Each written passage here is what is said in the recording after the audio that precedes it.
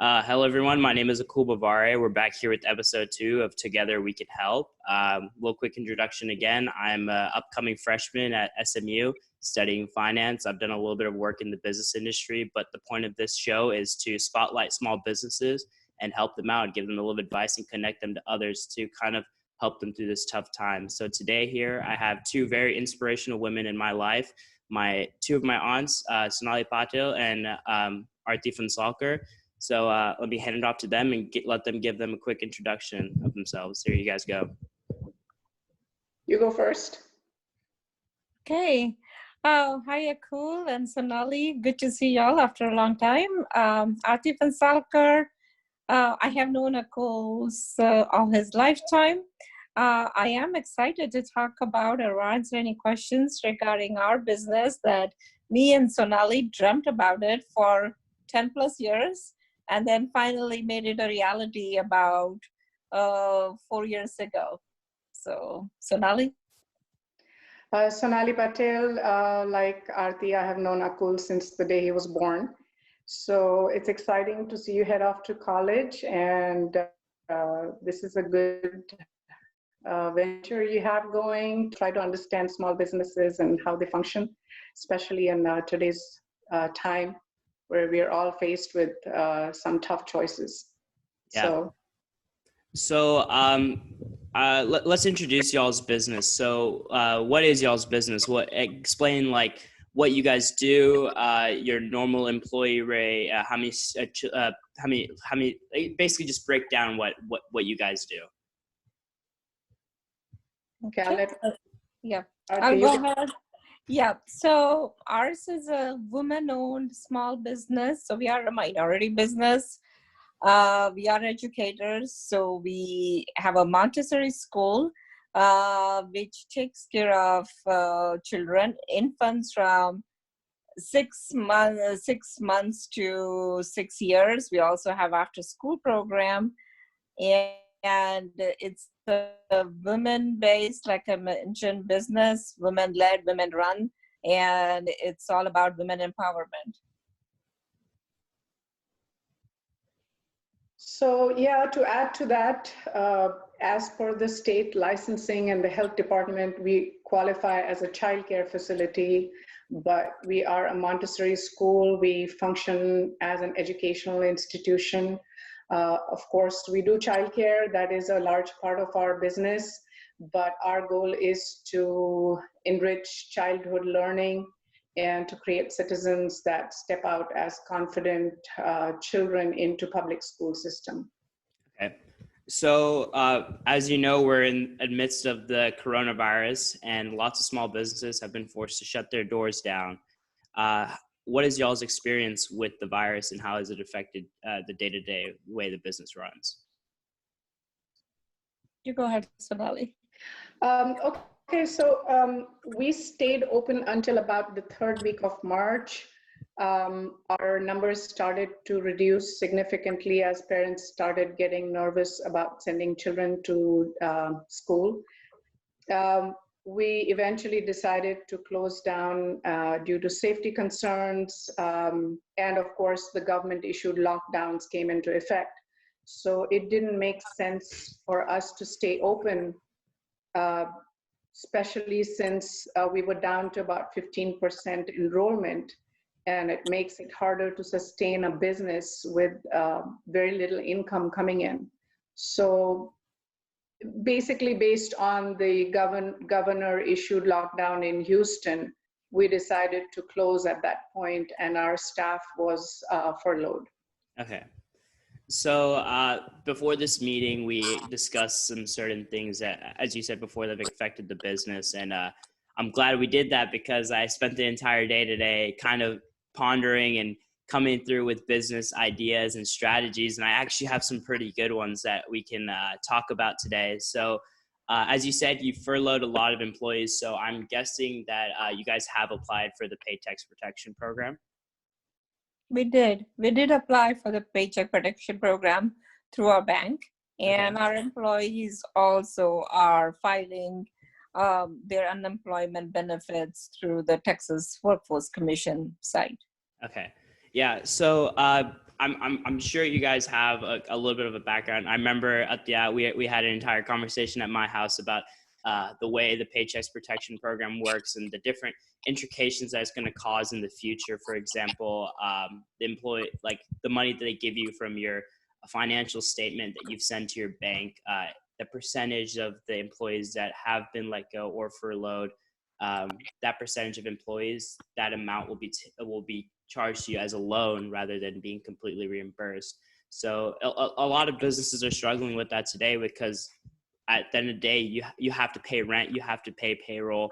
And if you can't do something like that, because you said you're only managing with 15% of the normal attendance of students, it's really tough. So what other concerns have parents had? Is it just the virus, or do you feel like employees were a little bit uneasy with the virus going around? They didn't really want to go and put themselves at risk or put other children at risk. Do you have any problems with that? Yeah, certainly. There were quite a few things, and I'll try to cover as many as I remember. Yes, the safety was one of the biggest concerns, and hygiene, to make sure that either we are taking care of small babies and basically young kids below 5 years old. So the parents were very nervous. This is their precious asset that each of the parents have. So if anything happened to them, that would have been a big concern. So as part of, I would say, essential caregivers or workers, that was a huge responsibility on our staff as well as our, I guess, the school. The second thing was, of course, ensuring that our facility was kept all sanitized and clean. And so we were very strict and rigorous about that. The other main thing that caught us by surprise was there was a sympathy factor that came in with the parents, but then there was the financial aspect where they wanted refund right away. So we started getting irate parents sending us emails requesting refund because unfortunately, coincidentally, this happened right after spring break. So there were several parents that did not send their children for spring break because it was a spring break holiday. And so they basically felt like they paid for the month of March, but not were able to get any benefits of their payment. So there was a big concern from the parents, and we had to address their concerns. Mm-hmm. So going into the different regulations that have been passed now with Governor Greg Abbott, I think it was last week, I was reading an article this morning, last week of March, early April, Greg Abbott officially made schools like Montessori and different childcare services an essential worker business. So it gives the ability for employees of the Foundations Montessori to go and work without getting in trouble with police or any officials that are going to try stopping them. So let's move on to the this idea that I had that right now in our country, especially in Texas, actually, it was like 37% of nurses and healthcare officials have children who are under the age of 14 and cannot take care of themselves. So young children, not too young, but still young children who have to be watched and managed. And they obviously, they're going to the hospital every single day and fighting on the front lines. So, and really interesting business strategy that I thought of is that if you can create a direct pipeline between, for example, y'all are located in the Greater Sugar Land area, and a direct pipeline between Methodist Sugar Land and the nurses that work there and y'all school is saying, hey, the nurses and doctors we'll take care of your kids during the day while you guys are out there fighting, so then they don't have to worry about keeping their kids at home. Have you guys discussed any of that before? So there is the state licensing that regulates us. They have a separate portal that they have created where they are asking childcare centers to sign up through that portal and declare how many vacancies they have on a daily basis so that you can start enrolling children specifically of the essential workers. So you're Yeah. not allowed to take other children on. They have to have the identification of working either in healthcare or some essential facility. Okay. However, at the same time, for private businesses like us to stay open for that, we do not run by government subsidies. So when they're asking the teachers and staff to have personal protective equipment, who's paying for that? Where's the funding coming for that? Because we haven't heard back even on our small business loan yet. Yeah. So the question is, how is all that going to get funded now and in the future for all the protection that we are needed to show for this business to even come back on its ground? Yeah. So I haven't looked into that part of it. So they said that they weren't, the government, they won't pay for the extra equipment, like the protective equipment. Nobody has said anything about that. It's really interesting. Mm-hmm. So just to add to that, right? The other important point is the PPP subsidy is going to come to us, but like Sonali mentioned, we haven't seen anything. Yeah. So if we keep the facilities open, we have to make sure we have enough fundings to pay all our employees and keep the facility running. And that was, again, a big decision factor, because if we had only about, say, 15 to 20% of the children coming, then we are not able to sustain that employment and the payroll. Yeah, so I'm pretty sure that you can claim there was I read somewhere online that through this new act that was passed through the stimulus bill, that if essential workers, I know I'm pretty sure Amazon might be doing this too, but the protection equipment through the stimulus bill, you can write, because technically that is healthcare, and in the stimulus bill it provides, for example, the PPP, it provides a way that you pay for healthcare of your employees, the mortgage, rent, and their payroll. So if you included it on your application, the price of how much it would cost per of the mask, you can get an extra bonus on your Paychex Protection Program loan that would be included for you to pay for this for the mask and the sanitizing equipment and stuff like that. I don't know if you guys have already discussed that, but that could be an option. Yeah, that is true. What you said, that is the fact, and we could do a line item when we are detailing out the PPP funding. But the biggest thing is we haven't received the funding. So until we have cash flow problems, because as a small business, we don't have a huge cash flow where we can go ahead and continue to make the payroll, make the mortgage payments, the rent, the utilities, and all the cleaning things. Yeah. And continue to sustain while waiting for the PPP funding. So on what I was trying to say is, on the PPP funding form, when you filled out your technically almost quarterly expenses of everything that you laid out, did you lay out a certain line item for the mask and the sanitizing equipment? Yeah, we did say that would be part of our expenses. So we had two categories primarily.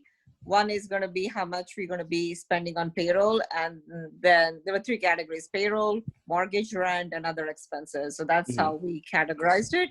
But the biggest thing is, as a small business, we don't have the cash to make the payments that are required. Exactly. So actually, I have some pretty. Oh, go ahead. Akul, what I think in your study, you have to understand small businesses operate on a very thin profit margin. So we are client-based businesses with the monthly billing cycle completely stopped. Without that cash flow, there is just no way for a business to operate or even try to operate, even though the state is asking businesses to continue operating. For the essential workers, they haven't made the provisions beforehand for you to get operational to provide that service. Yeah, I totally get that part, and it's tough for a lot of small businesses because you're saying that the pipeline for where the money was coming from is client based in y'all's in this case scenario, and a lot of small businesses do have the small profit margins. Some are even 2-3% profit margins. But what I was trying to get to the point was, I actually got some pretty good news. Is that I'm working on a kind of like a deal with a bank where I'm going to be helping the small businesses that I interview get approval with this bank and get a faster approval rating rather than waiting in time. So I'm going to be on the phone tomorrow with this very nice gentleman who works at this bank who's going to help us get these small businesses that we're interviewing up inside the list so they can get functioning again. So that's what I was trying to say to you guys, that I want to help you guys that way, where I can help you guys get the PPP loan in the next couple of weeks coming time, so you can move on from this tough time. That would be nice. That sounds good. Yeah. So basically, what now that we've thought about what's the problem, how you guys are adapting to it, and you guys, I have to commend you guys. You guys are way ahead of the game than a lot of people I've talked to. A lot of people are sitting there with their head in their hands. They're like, I don't know what to do. And it's commendable that you guys are probably 15, 20 steps, thought about so many different things. And I'm very impressed. I just have to say that really quickly. But so now what we can talk about are some business strategies that you guys can implement in the future. For example, now that we know when viruses like this, we never know, they may come up every 30 years. I saw a study that they're saying we're going to get a coronavirus pandemic if we don't change, a coronavirus type pandemic if we don't change the ways that the path that we're on right now every 30 years. So what are some things that you guys thought about? Okay, maybe if we can't do the essential care because people are scared in this situation, have you guys implemented some different steps right now how teachers can still reach students? Yes, there's quite a few things. I think Sonali is taking a lead at it, and she and the director of the school, they've been constantly communicating with all the parents, setting up Zoom sessions. Within the Zoom sessions, there are interactive learnings. They're sending out curriculum packets, even for a 2-year-old, a 1-year-old, and they're getting good response. I'm sure Sonali will like to add to that. Yeah, it's just, the public schools are following that system of online education. However, we are preschool, so we deal with a much younger population of children that have an attention span of about 10, 15 minutes at the most. So our Zoom sessions are mostly about, meeting the teacher, talking to them, giving them that safe zone of understanding that their friends are still out there and the teachers are still out there, and that they care for them, and just say hello once a week. Yeah. And that is basically just to give them the comfort and the safety net. Apart from that, there isn't much that we can educate a 2-year-old or a 3-year-old online. Yeah. Specifically because being a Montessori, we encourage limiting screen time. So we're not going to go online 10 times a day, having those children glued to a screen. We would rather have them, work, play at home, and live life the way they're supposed to. So it's a little challenging for us to stay connected to our families, but I think they appreciate whatever we're doing. And I think to add to that, we've initiated an appreciation drive this week. We are collecting goodie bags for Houston Methodist. Children are making them, learning empathy, learning how to give back to the community. So lessons like that are important in such times. It's important that children understand what's happening around them without fearing it, and learning how to face it and come up with solutions for it. Yeah, exactly. I actually saw a post that my mom sent me the other day of that those things that are creating goodie bags for the nurses. And I think it is important for the children to be aware of what is going on. It shouldn't be hid from them that, okay, we are in a pandemic where hundreds of thousands of people are dying right now. But obviously, the point is not going to be brought across to them at such a young age that, okay, things are really bad, but they're still learning and they're still functioning to their day-to-day lives. But clientele wise, how do you think it's going to change from the start when the pandemic started to after post-pandemic, let's say? Do you think you're going to get a shift in clients? Do you think the same amount of clients are going to come back? Or do you think or parents are going to say, oh, maybe the Montessori is not necessary if I can do this at home? But do you think you're going to see a drop in client numbers, or do you think you're going to see a spike in client numbers? Well, I mean, definitely we're not going to see a spike. We're going to see a downward trend, at least for the next few months, because some of them may be still worried, so they may want to keep their child at home. I think there are different categories of parents. There are certain parents, both are working parents. They have multiple children or more than one child. So for them, having their children get in a routine environment and be somewhere where they're well taken care of is necessary or a necessity, and they will definitely avail the school opening and the facilities. But there are certain moms or dads that are at home and they have the flexibility of keeping their children at home, and they may do that just out of concern, out of saving money, because a lot of them are impacted personally at the family level. So we definitely are going to see a change in our enrollment. And I think a large part of that will also, at the point that we do open, is going to depend on what do we do to make them feel safe. Yeah. And what are the strategies that we can implement to provide that security, not just to the children, but to our staff as well. Okay.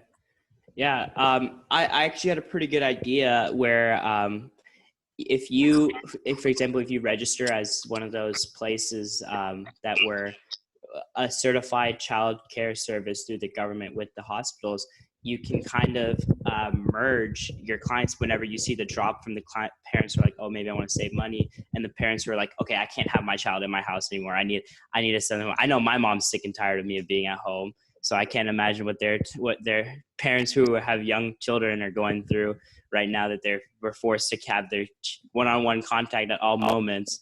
So those kids who are coming back, what if you created a system where you kind of merge them too, to bring up the levels with the hospital, with the healthcare service parents whose their children are finding they don't know where to go, because this battle is going to be fought until August, December, and nurses are still going to be out there working every single day. So there is a need, and you guys can fill the need through the Montessori school. Have you thought about implementing, like merging them two together in the ending? When we do open, there is something, I mean, we can look into that, but again, the question is, how do we get up and running? So as soon as we open, our staff will have to get paid. Yeah. And where is that money going to come from? So at that point, yeah, we can consider this. We do contract with a company called Bright Horizons that provides exactly this. It is an employer-paid facility that parents do use, and Methodist and MD Anderson and all these are clients of Bright Horizons. So we already have a channel like that is operational. It just depends on, how we tap into that. Yeah. And also a pretty interesting thing is, if say one of your employees did contract corona, they can file, the company can file them as sick, and they'll get those 2 weeks paid by the government. The government will subsidize that money too. So that's something that you can look into also. Mm-hmm. So yeah, that's good. Yeah. Good information. Yeah. So basically, I'm going to send your information to the gentleman that I'm meeting tomorrow and discuss more details. And I'm really happy with the meeting that we had, getting the name of the school out, getting what you guys do out, and hopefully you guys get some connections through LinkedIn. I know I love LinkedIn. That's all I have to say. All right. Thank you. Okay. Thank you so much. Thank you. Bye-bye. Bye. Bye. Bye.